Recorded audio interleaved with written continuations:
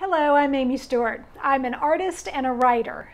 When I'm traveling, I always take a sketchbook and I try to capture some of the places I'm visiting.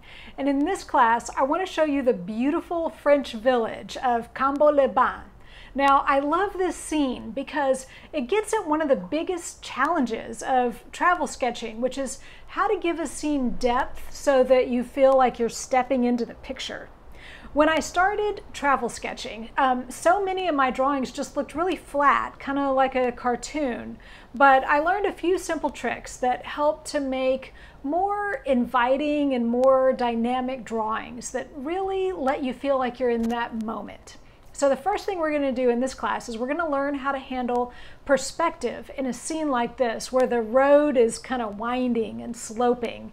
You know, the regular rules of perspective just don't apply when it comes to charming little European villages where nothing's level and nothing's straight. So we're going to work on that. And the second thing we'll learn is how to use different types of lines to help make the buildings feel real even when you're just dashing off a quick travel sketch like we're going to do.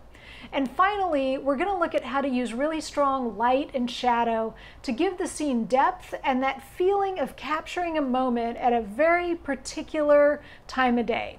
So if you tend to shy away from scenes like this where there's a jumble of buildings and rooftops and doors and windows at all kinds of different angles, now is your chance to learn how to handle all of it in a way that's quick and lively and authentic. So come along with me and let's get started.